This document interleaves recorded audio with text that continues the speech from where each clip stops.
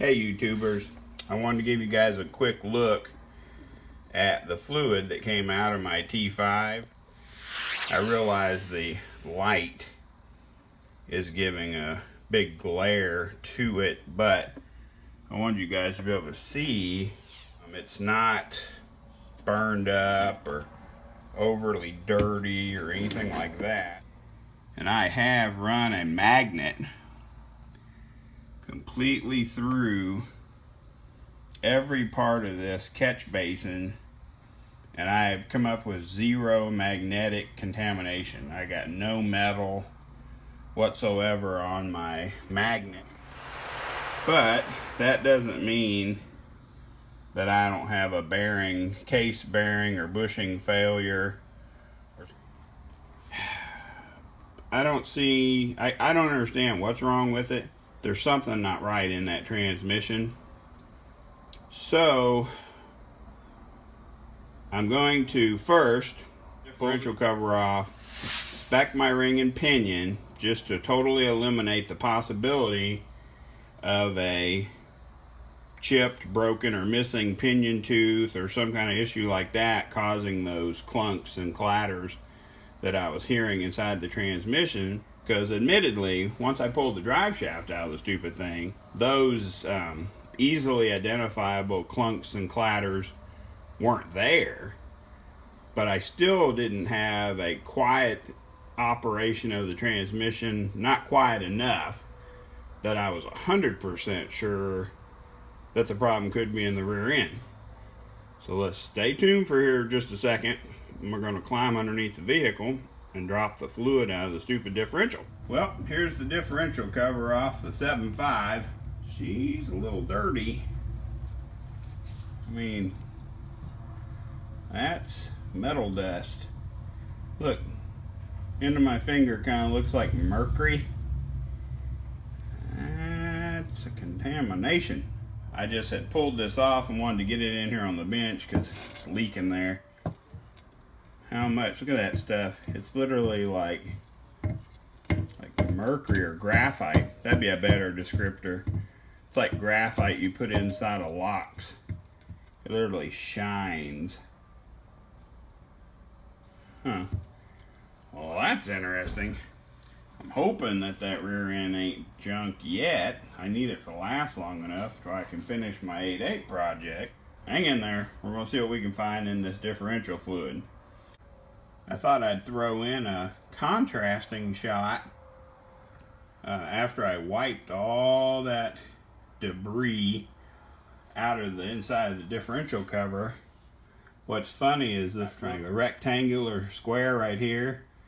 That was like that was the original made in China sticker of whoever actually produced it. Has some weird, like, has a big major scratch right across the middle of it.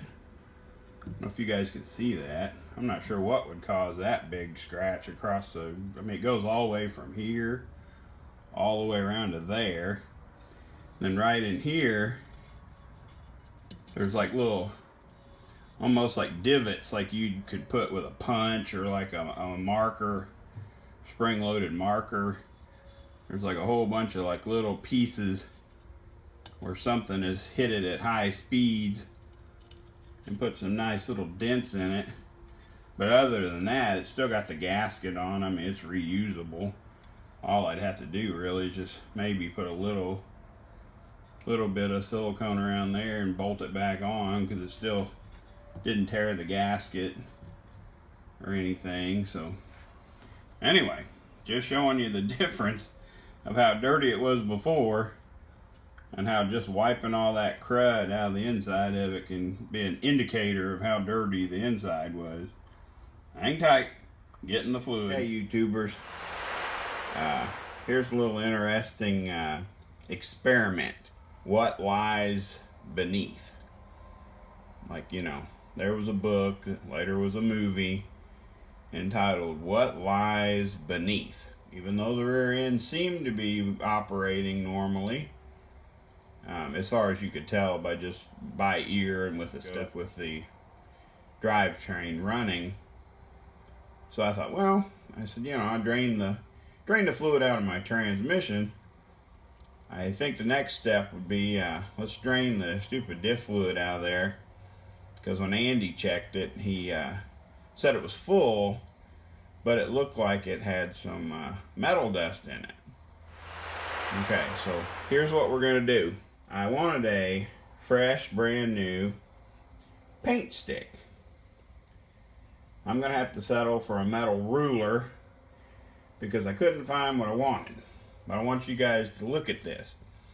Okay, remember the term or the phrase, what lies beneath?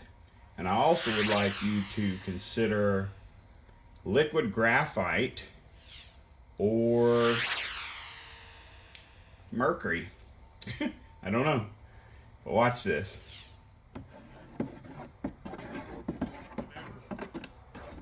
Do you see the silver coming through? So look at this. Watch this. Try to stir this up. There we go. See the liquid graphite? This is the fluid out of my differential. And it's hard to see on this stupid metal. You know, that's why I wanted a paint stick, so I could really show you. I don't want to put my fingers in it. Look at that. This is bad. For anybody out there just not really familiar with what your differential fluid should look like, this is not it. Now, I will say this. I have had a axle shaft failure in this same rear end where I had snapped the end of the axle off at the racetrack, and we just went to the pick and pull, grabbed another factory axle, cleaned all the chunks and everything out of the axle tube and center section as best as we could, and then reassembled the engine, put fresh fluid in it, and went on down the road. So I would assume some of this contamination could be just residual junk from when the axle exploded at the track. But for it to have this much metal, I'm gonna call it metal dust, suspended metal in the fluid, I would almost have to think that is deteriorated bearing material, like roller bearings. I'm thinking probably in the pinion bearing area, where a normal backlash I think is somewhere between 3 and, I don't know, I want to say it's like 3 and 9 thousandths or 3 and 7 thousandths or something would be like a normal backlash on a rear end. I would imagine that thing has 1/8 of an inch or more of backlash on the ring and pinion. So I'm almost certain, without pulling it apart, that the pinion bearing has ate itself. I think a big portion of the grinding, popping sound that we were getting at the back of the transmission was related to a deteriorated pinion bearing. The bottom line is, I do not want to spend another $1 trying to band-aid that stupid 7.5 rear end, because it's only going to break again, and it's absolutely, when they talk about throwing money down the rabbit hole, you're not going to get anything of any value out of trying to fix that 7.5 if you're planning on putting any kind of power to it in the future. I'm going to go Ford 8.8 in the Blazer, a 355 gear, a 373 gear, or a 410. Current gear ratio, for those that aren't familiar, is a 342, and it's either an Auburn or an Eaton aftermarket Posi unit in that 7.5. I'll probably have to put that on video at some point so you guys can look at it and tell me because I can't find any name or part number on it anywhere. But I know it's not a GM Gov Bomb, so what brand it is, maybe you guys can help with that. So I just wanted to share with you the nightmare that is my liquid graphite differential fluid, and we're gonna go 8/8. You know, it's just purely a decision based on money. You know, I'm not made of money. I can't go out and buy top dollar, top shelf parts for everything I do. And I got to get this car back on the road. So for the little bit of investment I have to do up front, it's going to be way more beneficial down the road. I have not found any metal chunks in it in the differential, but we will find out right now. Just run a magnet through here real quick to see the bottom. See, if you stir that up, there's so much metal on the bottom of this thing, it's unbelievable. Look at that.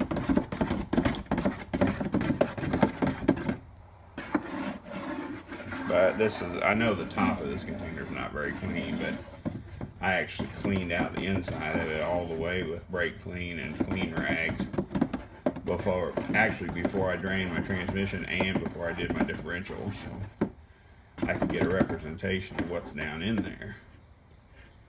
We got a few little pieces of metal. Anybody see that? So she's got a few chunkers in there.